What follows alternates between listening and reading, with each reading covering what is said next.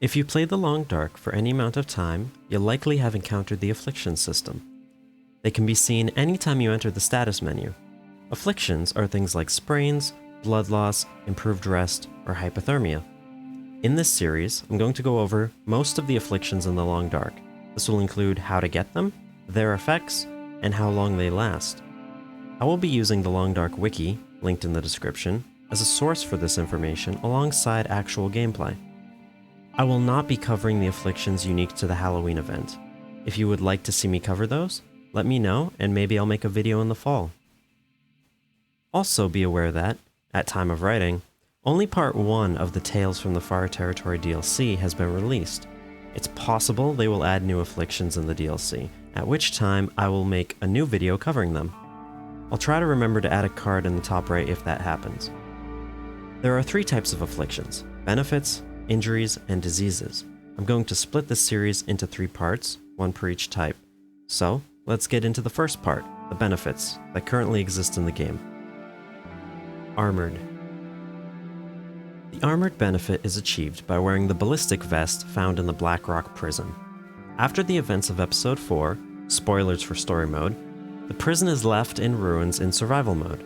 You can then make your way inside and find the heavy but protective ballistic vest. Wearing the vest costs you an accessory slot, 6 kilograms or 13.2 pounds, and 40% decreased mobility, in exchange for 50% protection and the Armoured benefit. The Armoured benefit is not well understood as it is very new at the time of writing, and its effects are inseparable from the ballistic vest itself. It may provide no bonus of itself, or it may reduce the risk of injuries. It is certain, however, wearing the ballistic vest will keep you protected.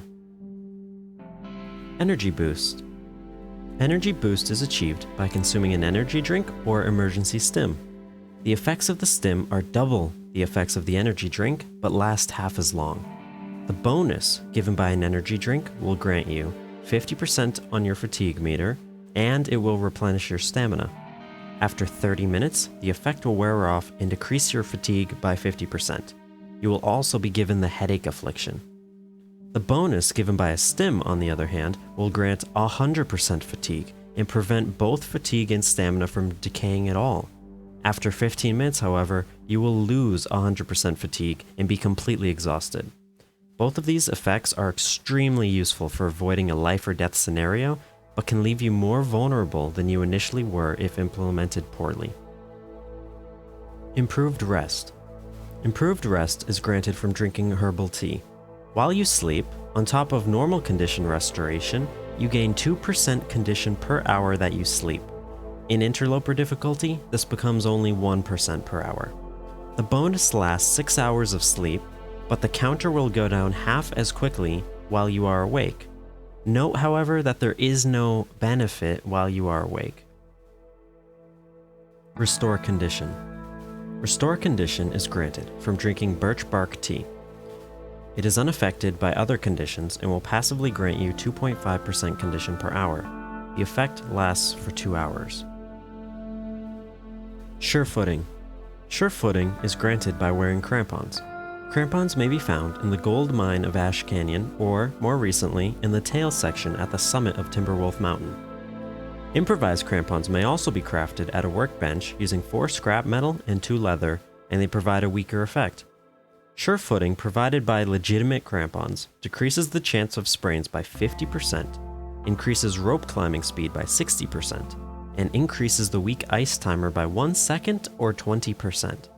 The effect of improvised crampons grants a 30% decrease in sprains, a 40% increase in rope climbing speed, and an increase of the weak ice timer by half a second or 10%. Warming Up. Warming Up is one of the most useful benefits in the game. It is granted by consuming hot food or drinks and lasts for an hour. It will significantly slow the rate at which you become cold. Also keep in mind that consuming hot food and drink will increase your warmth meter as well. Both effects mean that, with a few warm teas, the player can navigate large distances during a blizzard without risk of hypothermia. While this will not stop the decay your clothing will experience, this may save your life or be a strategic exploit as animals do not spawn in blizzards. If a blizzard starts when you are outdoors, animals will still exist and they won't despawn. But if a blizzard starts and then you enter the outdoors, there will be no wildlife during the blizzard.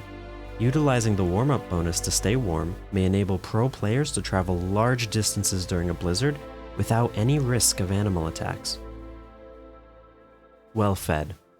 Well-fed is the last bonus in the current update that exists outside of the Halloween event. It is granted by maintaining your calorie store above 0 for 72 hours continuously. The effect will last as long as you continue to keep your calories above 0, aka avoiding starvation. The effect will increase your maximum condition by 5% and increase your carrying capacity by 5 kilograms or 11 pounds. This bonus is great if you can maintain it. In difficulties below Interloper, it should be pretty easy to achieve well-fed in the first 72 hours of the game and maintain it for the duration of your run. On Interloper, the effect is still extremely useful, but players need to more carefully choose when to go for it. With food being so scarce and the effects of starvation being so minimal, many players opt to begin Interloper runs with a starvation strategy. This is where they only ever eat right before they sleep, and they only eat enough to last the duration of their sleep.